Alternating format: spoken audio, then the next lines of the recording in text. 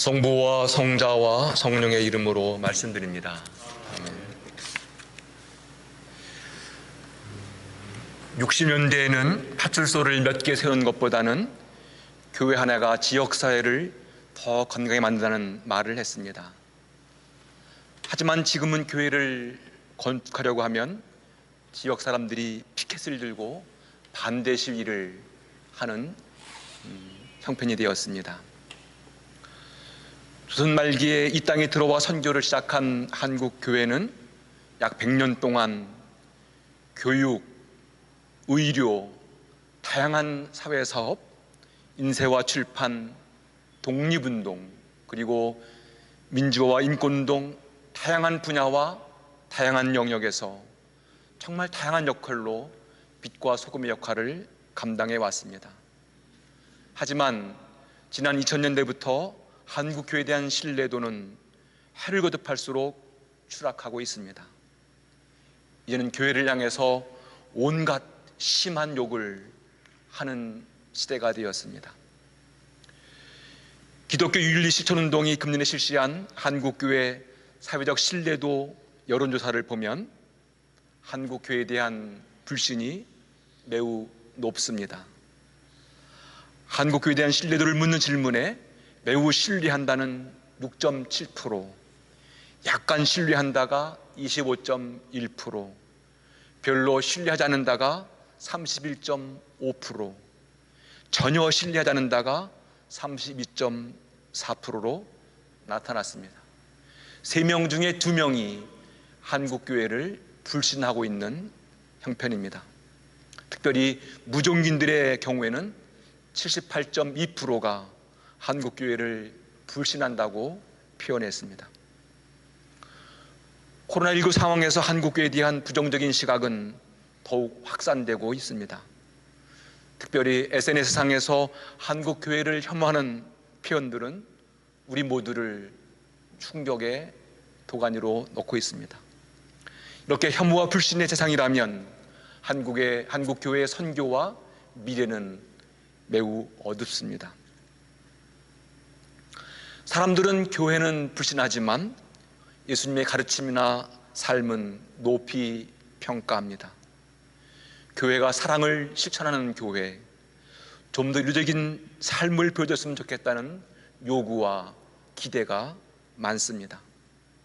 이런 상황에서 우리 대한송회는 어떤 모습으로, 어떤 신자의 모습으로 사람들을 위로하고 평화를 줄 수 있을까요? 우리 교회가 회복해야 할 모습과 신자의 모습은 어떤 모습일까요?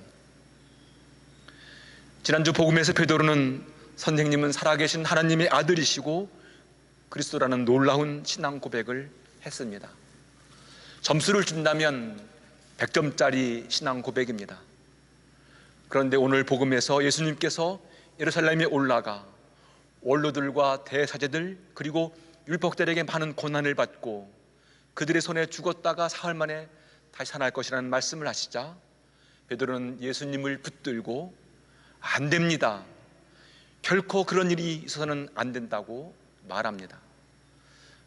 성서 말씀을 보면 예수님을 붙들고 말했다는 이 표현에서 베드로가 얼마나 적극적으로 주님 가시는 길을 반대하는지를 느낄 수 있습니다. 이런 베드로를 향해서 주님은 사탄아 물러가라. 너는 나에게서 장애물이다. 너는 하나님의 일을 생각하지 아니하고 사람의 일만 생각한다며 모질게 책망하십니다. 멋진 신앙 고백으로 하늘나라의 열쇠를 받았던 베드로가 오늘은 사탄이라는 말을 듣습니다. 교회의 반석이 될 거라는 칭찬을 받았던 베드로가 하나님의 일을 방해하는 장애물, 걸림돌이라는 모진 질책을 받습니다. 이런 베드로의 모습을 보면서 그러면 나는 어떤가? 우리 교회는 어떤가? 자문해 봅니다. 하나님의 일을 한다고 말하면서 주님의 장애물, 걸림돌은 아닌가? 교회가 하나님의 일은 생각하지 아니하고 사람의 일만 생각하는 이익 집단은 아닌가 묻고 또 묻습니다. 어떻게 하면 하나님의 일과 사람의 일을 분별하면서 올바른 믿음의 길을 걸어갈 수 있을까요? 우리가 주님의 제자라면, 주님의 제자로 바르게 살려면 우리 모두는 주님의 말씀과 가르침과 삶, 그리고 십자가의 죽음을 통해서 보여준 주님의 사랑 안에 더 깊이 머물러 있어야만 합니다. 주님의 가르침을 우리의 삶으로 실천하고 노력해야만 합니다.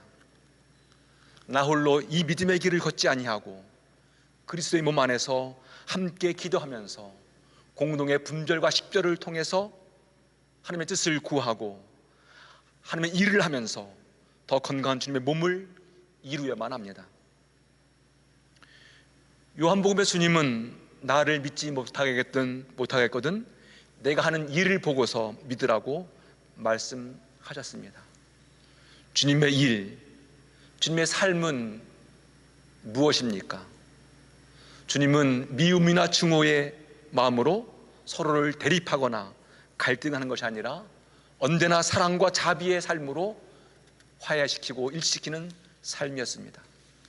주님의 가르침, 주님의 일은 고정관념이나 편견, 율법의 낡은 관습과 과거의 허물과 죄의 사슬에서 해방시키셔서 자유를 주시는 일이었고 죽음에서 생명을 살리고 회복하는 일이었습니다. 주님은 율법을 지킬 수 없는 사람들, 이방인들, 가난한 사람들, 누군가의 돌봄이 없으면 살아갈 수 없는 어린아이들, 온갖 병으로 고생하며 신음하는 사람들, 갑정적인 사회에서 힘겹게 살아가는 여인들, 할례를 받지 못한 사람들, 이런 사람들을 율법의 기준과 척도로 구별하거나 차별하지 아니하고 그들을 다 품으시고 용서하여 하나가 되는 길을 보여주셨습니다. 주님께서 하나님의 일을 할 때 그 일은 세상의 방식으로 일하지 않으셨습니다. 주님은 물적인 힘으로 지배하거나 다스리는 로마 제국의 방식이 아니라 온유하고 겸손한 삶의 모습으로 섬기고 봉사하는 방식으로 하나님의 일을 하셨습니다. 힘없고 약한 사람들을 짓밟고 올라가는 양육강식의 방식이 아니라 반대로 더 낮은 곳으로 내려가셔서 모든 것을 끌어안는 방식으로 일하셨습니다. 주님은 혼자서 더 많은 것을 독식하는 방식이 아니라 나누고 돌보면서 함께 기쁨을 누리는 방식으로 하나님의 일을 하셨습니다. 뿐만 아니라 공동체를 분열시키고 하려는 방식이 아니라 서로 환대하고 품어서 더 큰 일치를 이루는 방식으로 하나님 나라를 이루어 가셨습니다. 이런 방식으로 주님은 하나님의 뜻과 하나님 나라를 위한 일을 위해서 투신하셨습니다. 그리고 그 나라와 그 뜻을 위해서라면 기꺼이 고난을 당하겠다, 기꺼이 당신의 생명을 내어놓겠다는 것입니다. 이런 삶이 바로 자기를 버리고 자기의 십자가를 지고 따르는 일이라고 말씀하십니다. 여기에 우리들의 고민과 갈등이 있습니다. 우리는 이 입으로 주님, 제가 주님을 믿습니다, 주님은 나의 왕입니다, 주님은 나의 그리스도라고 고백합니다. 우리는 예배를 드릴 때마다 왕이신 주님께 우리의 삶을 맡기고 주님께서 우리 모두를 더 풍요롭고 건강한 삶으로, 행복한 삶으로 인도해 주시기를 기대하고 또 기도합니다. 풍요로운 삶과 행복한 삶을 위해서 기도하고 간가는 것은 잘못이 아닙니다. 주님은 모든 사람들이 주님 안에서 더 건강하고 행복한 삶을 누리기를 원하시는 분이십니다. 문제는 그런 삶을 누리는 근원, 출발이 어딘가를 살피라는 것입니다. 그런 의미에서 우리 모두는 하나님의 일과 사람의 일 사이에서 어떻게 하나님의 일을 이룰 것인가를 더 깊이 성찰하고 그 일을 찾아야만 합니다. 하나님보다 사람의 일을 중요히 여기는 사람들은 눈앞에 있는 재물이나 명성이나 주의를 어떻게 얻고 유지하고 그것을 후손들에게 물려줄 것인가를 더 집중하고 더 고민하게 마련입니다. 사람의 일에 눈과 마음을 빼앗기면 하느님이 아니라 세상의 권력과 물력인 힘과 재물이 우리를 구원한다고 믿고 생각하게 됩니다. 그리고 자신이 구축한 세계관, 신행관, 업적이나 성과에 더 집착하고 안주하게 마련입니다. 이런 마음은 하느님을 내 편으로 만들어서 나의 이기적인 욕망과 욕심을 채우려는 마음으로 발전합니다. 이것이야말로 우리 시대의 우상 숭배입니다.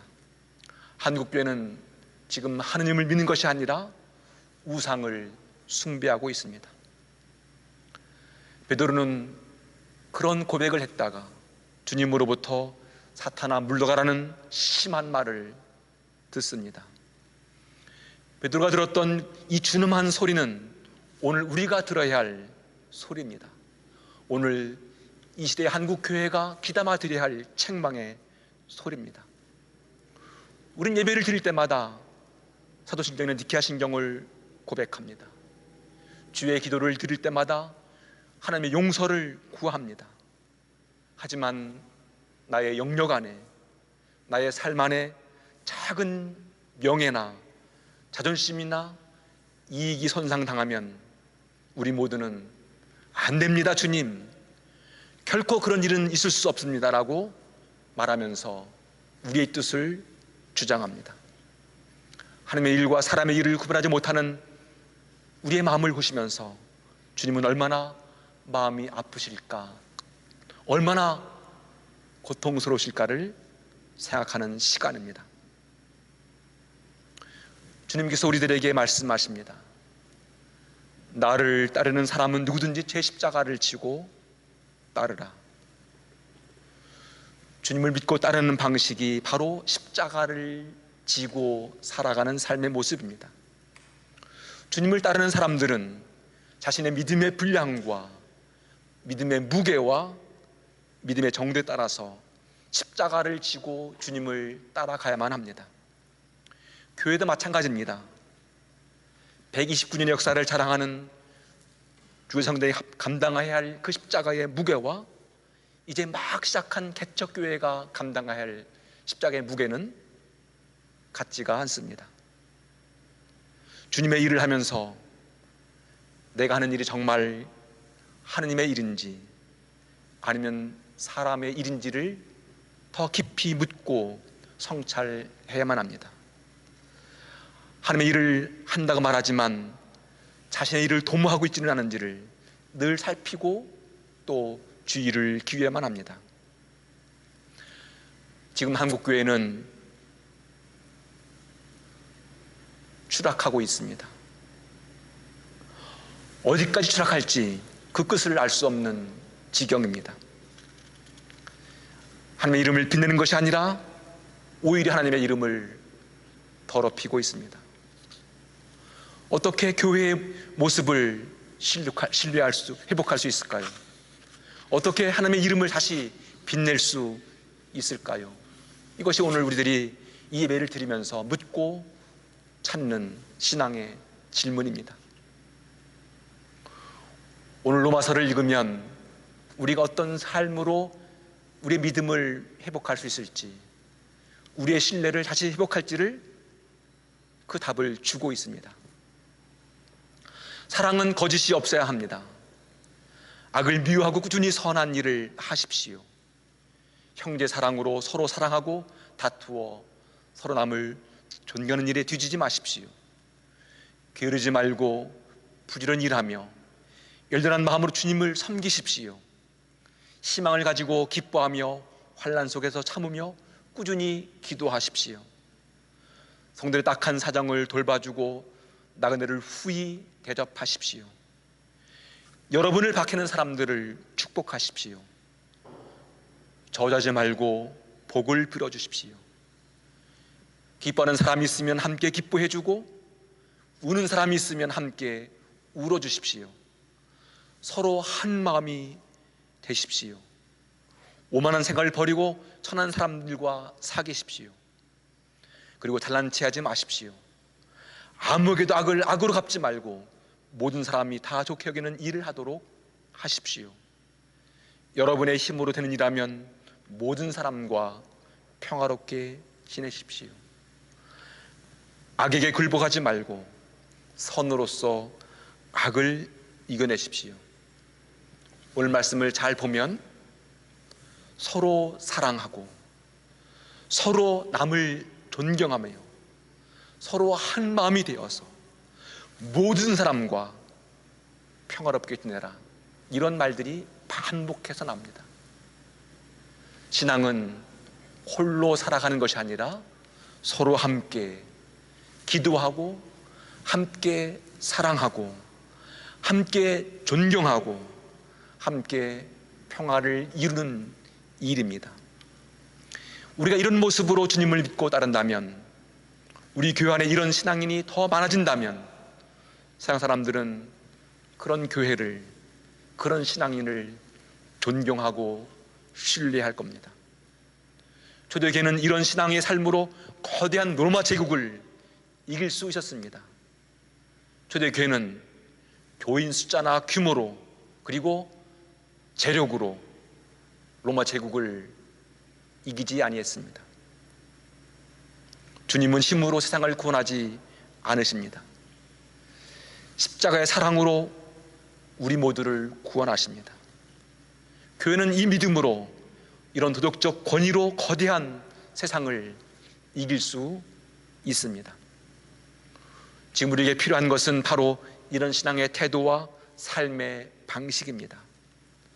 이런 신앙의 태도와 방식이 교회를 움직이는 영적인 동력, 기운이면 충분히 이 힘든 상황을 이겨낼 수 있고, 교회는 다시 하나님의 이름을 빛내는 거룩한 교회로 거듭날 수 있습니다. 대한성의 모든 신자들이 하나님의 일을 찾고 그 일을 위해서 투신하는 믿음의 사람들, 참된 제자로 다시 태어나기를 기대하고 또 소망합니다. 이런 교회, 이런 대한성교회가 세상 사람들로부터 신뢰받고 존경받는 주님의 교회가 되기를 또 기대하고 또 기도합니다. 사랑하는 교회 여러분, 여러분이 교회로 올 수는 없지만 기도는 할 수 있습니다. 여러분이 함께 만날 수는 없지만 서로 격려하며 축복하며 더 깊은 일치를 이룰 수는 있습니다. 이 힘든 시간에 우리 모두가 주님 안에서 거룩한 주님의 몸을 이루고 더 큰 믿음의 힘으로 이 힘든 시간을 견뎌내고 이기는 주님의 제자로 살아가기를 간절히 기대하고 또 소망합니다. 여러분 모두에게 주님의 은총과 축복이 함께 하시기를 간절히 기원합니다. 성부와 성자와 성령의 이름으로 말씀드렸습니다. 아멘.